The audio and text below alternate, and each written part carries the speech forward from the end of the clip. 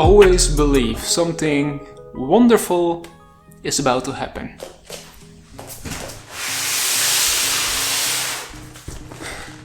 This is the wrong side. Just a moment.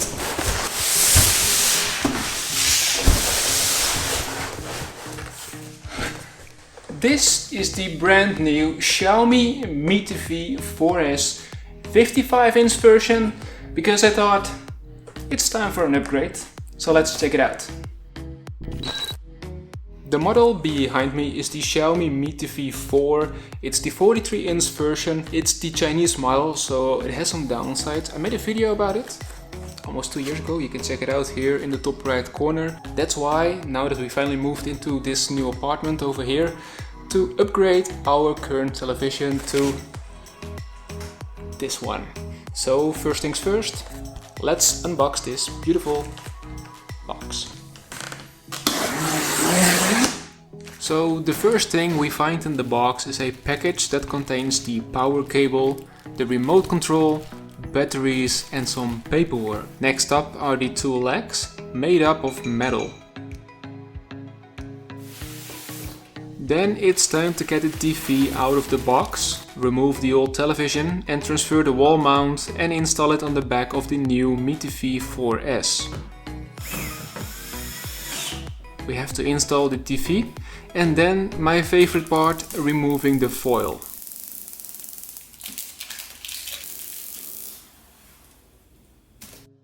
And then we go from this to this beast. You've probably seen it on the box and in the title of this video, but this is a 4K television from Xiaomi. Along with that, the TV has 4 USB ports, 3 HDMI ports and a 3.5mm headphone jack, along with a network and optical port, as well as AV, satellite and antenna in. Other important specifications are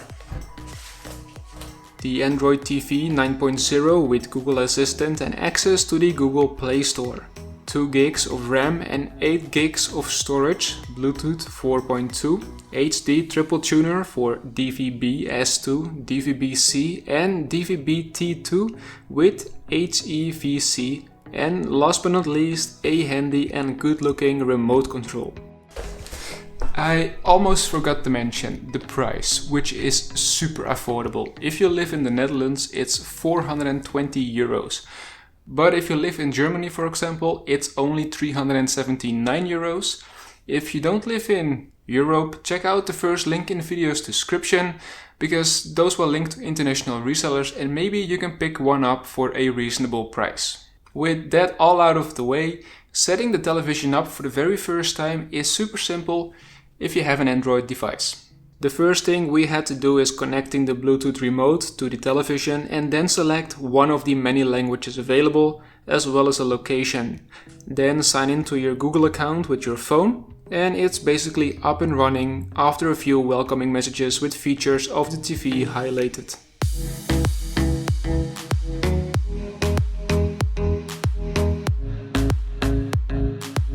And there it is, an instant update. Always good to see that they're actively working on improving the television. If you're new to Android TV, it works super easy. This is your home screen and you can easily navigate with the remote control through the UI. Xiaomi has also added their patch wall UI, but I'm personally not a big fan of it, and on top of that, it is also not available in my region. After this whole unboxing and setting the television up for the very first time, I started to read the manual because I had to wait for the update, and that's when I found this. This television displays advertising when it's switched on and off.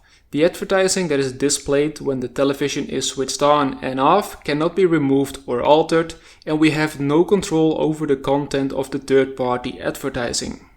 So for now, as you've seen, there are no advertisements, luckily. But it looks like that Xiaomi already covered themselves in for the near future to possibly add ads when turning on or off the television. What do you think of that? Let us know in the comments below. Besides the possible ads, what do I think of the television? Let's start with the display. Of course, it's not OLED or QLED, but the quality of the display is very good.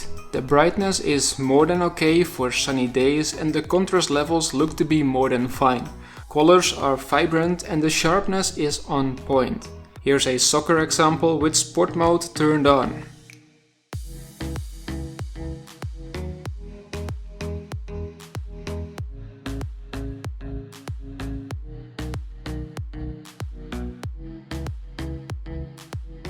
And here's an example with Formula 1.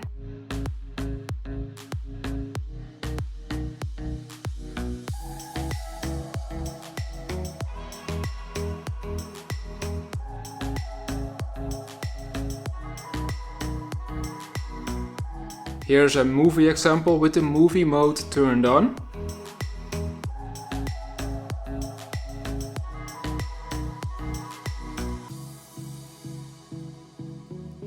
And here's an example with nature videos with vivid mode turned on.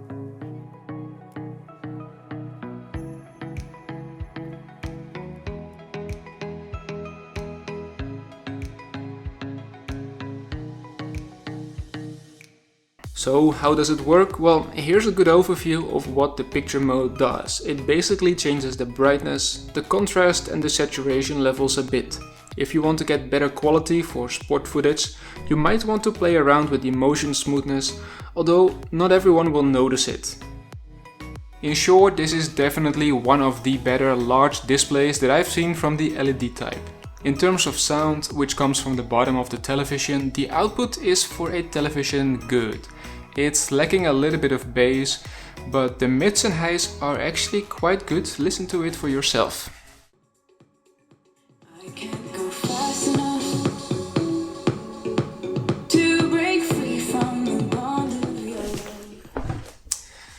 This is definitely one of the better audio setups that I've heard for a large television in this price segment. When it comes to gaming, there are two types. The ones that you can play through the Google Play Store and install yourself, or via a console. The games via the App Store are more simple, but overall fun and relatively smooth. When it comes to gaming on a console, there is some lag because the input isn't extremely low. I've heard that there are some issues while watching regular television if you use some sort of a CI module, but since I don't have a television subscription, I cannot test this out unfortunately. Last but not least, I find the television aesthetically pleasing a lot. It fits well in our house and blends in nicely. It's not too thick and gives a very cinematic experience.